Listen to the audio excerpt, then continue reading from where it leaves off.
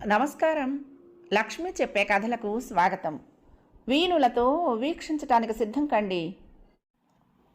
ప్రియ సఖులు, ఇప్పుడు మనం వసుంధర కలం పేరుతో సుప్రసిద్ధి చెందిన ప్రముఖ రచయితలు శ్రీ జొన్నలగడ్డ రాజగోపాలరావు గారు, శ్రీమతి జొన్నలగడ్డ రామలక్ష్మి గారు రచించిన అత్తా ఒకింటి కోడలే అనే ఓ చక్కటి కథను విందామండి.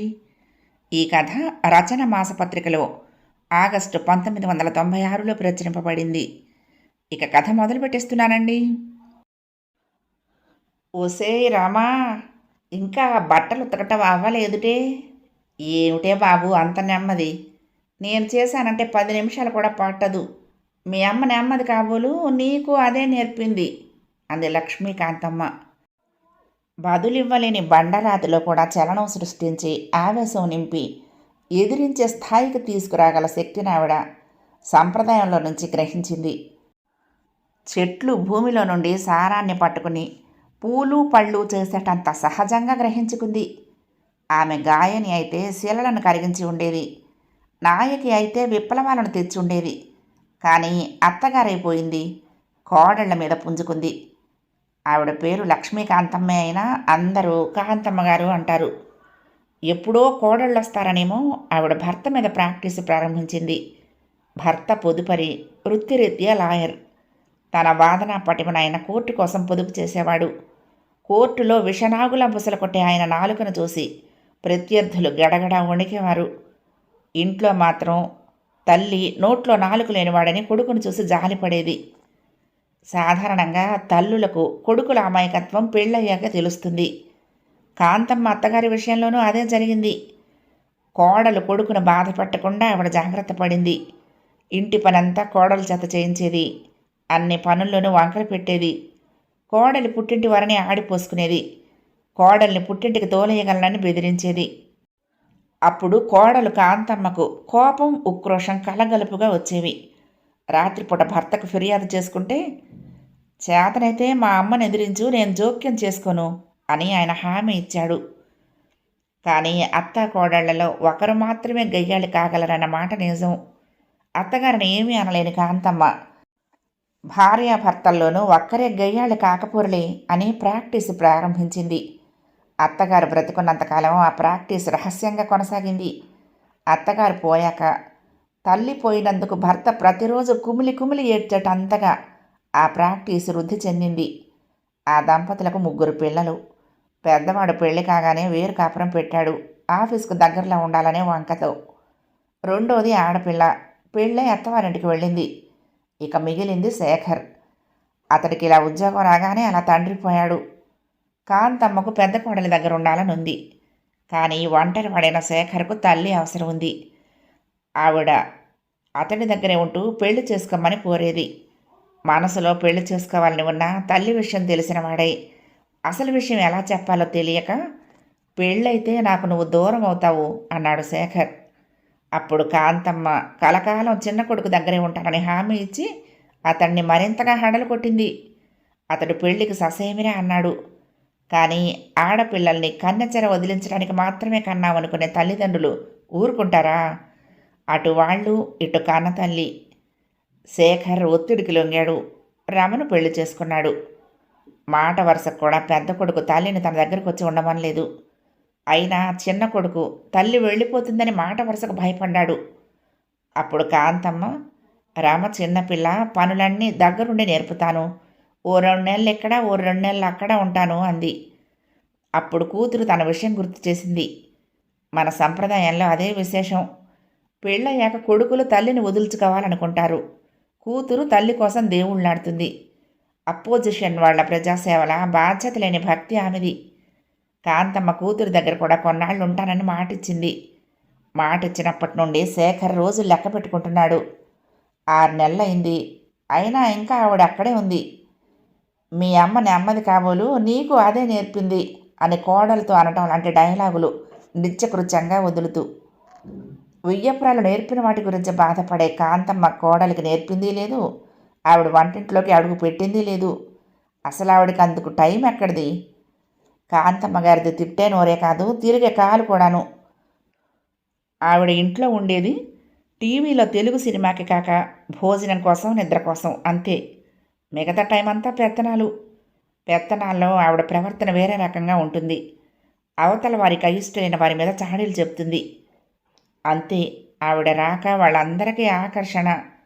ఆ ఆకర్షణను పెంచుకునేందుకు ఆవిడ వాళ్ళను విపరీతంగా పొగుడుతూ ఉంటుంది. ఆవిడకు పొగడటం వచ్చు అనటానికి వాళ్ళు మాత్రమే సాక్షులు. ఇంట్లో ఉన్న కాసేపు టీవీ చూస్తున్నా, భోజనం చేస్తున్నా, నిద్ర కావలిస్తున్నా పెద్ద కోడలను చిన్న కోడలను అలా తిడుతూనే ఉంటుంది ఆవిడ. మొదట్లో 2 నెలల పాటు రామ అత్తగారి మాటలకు చాలా బాధపడింది. ఒకసారి తోటి కోడలింటికి వెళ్ళి చెప్పుకుంది. ఆమె నవ్వి, అంటరానితనం పాటించే వాళ్ళంతా చెడ్డవాళ్ళు కారు, సంప్రదాయం మహిమ అదంతా. మన అత్తగారు మాటలంటుంది కానీ మనకు అపకారం చేయదు. కొడుకుని కోడల్ని విడదీయదు. మన బట్టలు మనల్ని కొనుక్కొనిస్తుంది. మన ఖర్చులు మనల్ని పెట్టుకొనిస్తుంది. ఆమె మాటలు పట్టించుకోకుండా ఉండగలిగితే చాలు, మన జీవితం స్వర్గం. నాకది చేత కాలేదు, వదుల్చుకున్నాను. నీకు తప్పదు కాబట్టి అలవాటు చేసుకో అని సలహా ఇచ్చింది. ఆ మాటల్లో నిజం ఉందని రామకు అనిపించింది. 1-2 సార్లు భర్తకు చెప్పింది. ప్రొద్దున 8ంటికి నా ఆఫీసు, రాత్రి 9కి ఇంటికి వస్తాను. ఈ అలసటంతా నిన్ను చూసి మర్చిపోతాను. మళ్ళీ అలసటను గుర్తు చేసే కబుర్లొద్దు. ఎలాగోలాగా సర్దుకుపోలేవా అన్నాడతడు. అది అవకాశవాదమే కావచ్చు, కానీ అందరు ఆడవాళ్లకులాగే ఆమె కూడా ఆ అర్థింపుకు లొంగిపోయింది. స్వతహాగా రామకు బయట తిరగటం నచ్చదు. చదువుకునే రోజుల్లో తీరుబడి ఉన్నప్పుడు మంచి పుస్తకాలు చదివేది. అత్తగారి బారి నుండి తప్పించుకునేందుకు ఇప్పుడు ఆమె బ్యాంకు పరీక్షలకు కూడా ప్రిపేర్ అవుతోంది. కానీ ఏకాగ్రత కుదరడం కష్టంగా ఉంటుంది.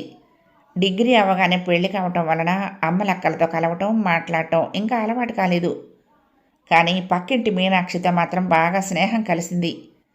మీనాక్షి రామలది ఇంచుమించు ఒకే వయసు. ఇంచుమించుగా ఒకేసారి పెళ్ళై ఒకేసారి కాపురానికి వచ్చారు. ఏటొచ్చి మీనాక్షికి అత్తగారి బెడద లేదు. మొగుడు పెళ్ళం ఇద్దరే ఉంటున్నారు. అందుకని మీనాక్షి కొత్తల్లో తరచుగా రామ ఇంటికి వచ్చేది. కోడలికి ఆమె ఆప్తురాలవుతోందని కనిపెట్టిన కాంతమ్మ మీనాక్షికి అత్తగారు లేని లోటు తీర్చే ప్రయత్నం చేయబోగా మీనాక్షి ఆవిడుండగా వాళ్ళ ఇంటికి రావటం మానేసింది. అయినా వాళ్ళు కలుసుకునేందుకు పెద్ద ఇబ్బంది ఏమీ లేదు. తరచుగా కాంతమ్మ బయట తిరుగుతూనే ఉంటుంది కదా. అందుకే వారి స్నేహం దినదిన ప్రవర్ధమానమై మీరు నుంచి నువ్వులోకి, స్నేహం నుంచి అక్క చెల్లెళ్ళ బంధుత్వంలోకి, కబుర్ల నుండి కష్టసుఖాల ఎక్స్చేంజ్కి మారింది. ఇద్దరిళ్లకి మధ్య ఓ అడ్డుగోడుంది. గోడలకు చెవులు లేవు కానీ చెవులున్న వారికి అటు ఇటు మాటలు వినిపిస్తూ ఉంటాయి. దానికి తోడు కాంతమ్మ గొంతు చిన్నది కాదు. అందుకని రామ చెప్పకుండానే మీనాక్షికి చాలా విశేషాలు తెలుస్తూ ఉండేవి. అందుకే తరచుగా ఆమె, నువ్వు కాబట్టి 6 నెలల్లో ఒక్కసారి కూడా మీ అత్తగారి మాటకు ఎదురు చెప్పలేదు. అదే నేనైతేనా ఈ పాటికి ఆవిడో నేను తేల్చేసేదాన్ని అనేది రమతో. రమకు మాటలు పట్టడం కొత్త కాదు. తన ఇంట్లో తల్లి కూడా ఆడపిల్లను చేసి అప్పుడప్పుడు గట్టిగా దెబ్బలాడేది. తను ఊరుకోకుండా ఎదురు సమాధానం చెప్పేది. తండ్రి తనను సపోర్ట్ చేసేవాడు. అక్కడ అప్పుడప్పుడు జరిగేది ఇక్కడ రోజు జరుగుతోంది. తనకు సపోర్టు లేదు. ఎదురు సమాధానం చెప్పకుండా సహించాలి. సహించటం పెద్ద కష్టమూ కాదు. కానీ అత్తగారిలో తల్లిని చూడాలని ప్రయత్నిస్తోంది రామ. తల్లి అప్పుడప్పుడు అత్తగారిలా ప్రవర్తించినట్లే అత్తగారు కూడా అప్పుడప్పుడు తల్లిలా ప్రవర్తించే శుభఘడియల కోసం ఆమె ఎదురు చూస్తోంది. మీ అమ్మ నెమ్మది కాబోలు, నీకు అదే నేర్పింది అన్న మాట మాత్రం ఎన్నిసార్లు విన్నా అలవాటు కావటం లేదు రామకు. ఆ రోజు కాంతమ్మ అదే మాటని పెత్తనాలకు వెళ్ళాక ఇంటికొచ్చిన మీనాక్షితో, నా సహనానికి అంతం వస్తోంది. అయిన దానికి కాని దానికి ఆవిడ మా అమ్మను లాగటం నా రక్తాన్ని మరిగిస్తోంది. కానీ ఎదిరిస్తే ఏం ప్రయోజనం? రోజు ఆయన ఇంటికి రాగానే తన పెత్తనాల కబుర్లు చెప్తూ మమ్మల్ని ఇద్దరిని ఓ పట్టాన మాట్లాడుకోనివ్వరు ఆవిడ. మాకు గొడవైందంటే అది చెప్తారు. అప్పుడు నేను మాట్లాడాలి. ఆయనకు మనశ్శాంతి ఉండదు. కానీ నాలో అగ్నిపర్వతం ఏదో ఒక రోజున బద్దలవుతుంది. మా అత్తగారిని మార్చడానికి ఓ మంచి ఉపాయం ఆలోచించు అడిగింది రామ. రామ సమస్య మీనాక్షిని కదిలించింది. వారం రోజులు తీవ్రంగా ఆలోచించింది. చివరికి ఏదో తట్టింది. ఒకరోజు ఆమె రామతో, మీ అత్తగారికి సినిమా పిచ్చుంది. మనం అద్దెకు వీసీపీ తెచ్చుకుందాము. 4 ఏళ్ల వాళ్ళం ఖర్చులు పంచుకుందాము. అత్తగారు కోడల్ని అష్టకష్టాలు పెట్టి తన తప్పులు తెలుసుకుంటుంది కదా, వరుసగా అలాంటి సినిమాలు చూపిద్దాము. ఓ అరడజను సినిమాలు చూసేసరికి మీ అత్తగారిలో మార్పు వచ్చి తీరాలి అంది. ఈ ఐడియా ఏదో రమకు నచ్చింది. రాత్రి భర్తకు యథాతథంగా విషయం చెప్పింది. శేఖర్కు భార్య మీద చెప్పలేనంత జాలి పుట్టింది. కానీ ఏం చేస్తాడు? అతడు తన వంతు ప్రయత్నం చేస్తూనే ఉన్నాడు. రమ ఊర్పుని మెచ్చుకుంటే తల్లి కూడా మెచ్చుకుని, అందుకే కదా నేను ఇక్కడే ఉంటున్నా, లేకుంటే ఎప్పుడో పెద్దాడి దగ్గరికి పోయేదాన్ని అంది అదో ఫేవర్లా. సెలవు రోజు వస్తే బయటికి వెళ్ళాలంటే తమతో అత్తగారిని రమ్మంటుంది రమ. కొడుకు ఆ విషయం చెప్తే, నేను దాన్ని కన్న కూతుర్లా చూసుకోవటం వల్లనే దానికి నేను కన్న తల్లిలా కనపడుతున్నాను, నన్ను వదిలి అసలు అది ఉండలేదు అంది గొప్పగా. సూటిగా చెప్పే మనస్తత్వం కాదు శేఖర్ది. భార్య వీసీపీ గురించి చెప్పగానే, నీ ఐడియా, నీ మనసంత బాగుంది. ఆఫీసులో నా ఫ్రెండ్ ఒకటికి ఫారిన్ ఛాన్స్ వచ్చింది. తన వీసీపీ మంచి కండిషన్లో ఉంది. 5,000కి ఇస్తానన్నాడు. నీకు చెప్దామనుకుని మర్చిపోయాను. అద్దెకు తెచ్చుకోవటం ఎందుకు, అదే కొందాం, ఆ మాత్రం డబ్బు ఉంది నా దగ్గర అన్నాడు. భర్త అవగాహనకు రామ ఎంత సంతోషించిందో, ఆమె సంతోషం తనకంత సుఖాన్ని ఇస్తుందో ఆ రాత్రి శేఖర్ మరొకసారి తెలుసుకున్నాడు. 2 రోజుల్లో వీసీపీ వచ్చింది. ప్రారంభోత్సవం అత్తా ఒకంటి కోడలే చిత్రంతో. అందులో విశ్వరూపం చూపించింది మహానటి సూర్యకాంతం. రమ, శేఖర్, కాంతమ్మ ముగ్గురూ చూశారు ఆ సినిమా. కాంతమ్మ సినిమాను ఏకాగ్రతతో చూస్తోంది. శేఖర్, రమ ఆవిడ్ని ఏకాగ్రతతో గమనిస్తున్నారు. కాంతమ్మ సినిమాలో లీనమైపోయింది. కోడలు కష్టపడుతున్నప్పుడల్లా ఆవిడ వేడి నిట్టూర్పులు విడుస్తోంది. అత్తగారు కనపడినప్పుడల్లా పళ్ళు పిండుతూ శాపనార్థాలు పెడుతోంది. ఆవిడ హృదయం ఎంతగా కదిలిపోయిందో ఏమో, తరచుగా కన్నీళ్లొత్తుకుంటోంది. మామూలుగా టీవీలో సినిమాలు చూసేటప్పుడు మధ్యన కోడల్ని చిన్నపుచ్చే మాటలనే కాంతమ్మ ఈరోజు సినిమా చూస్తూ పల్లెత్తు మాట కూడా అనలేదు. అదే గొప్ప విశేషంగా భావించిన శేఖర్ సినిమా అయిపోగానే, అమ్మా సినిమా ఎలా ఉంది అని అడిగాడు. చిన్నప్పుడు చూసిందే కానీ గుర్తు లేదు, చాలా బాగుందిరా. చూస్తున్నంతసేపు మీ బామ్మ నన్ను పెట్టిన కష్టాలే గుర్తొచ్చాయనుకో. ఆ కోడలు కూడా నాలాంటిదే, నోరెత్తకుండా అన్నీ భరించింది. అందుకే అత్తకు తగిన శాస్తి జరిగిందిలే, బాగా అయ్యింది అని చిన్నపిల్లల సంతోషపడింది ఆవిడ. శేఖర్, రమ ముఖాలు చూసుకున్నారు.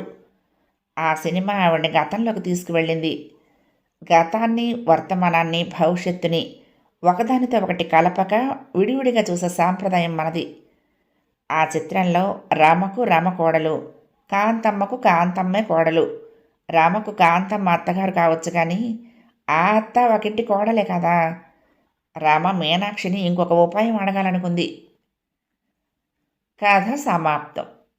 ప్రియ సఖులు, ఈ కథ మీకు నచ్చితే తప్పకుండా లైక్ చేయండి, షేర్ చేయండి, కామెంట్ చేయండి, సబ్స్క్రైబ్ చేసుకుని నన్ను ఎంకరేజ్ చేయండి. ఉంటానండి. ప్రేమతో లక్ష్మి, కృష్ణాతీరం దుర్గమ్మ సన్నిధానం. నమస్తే.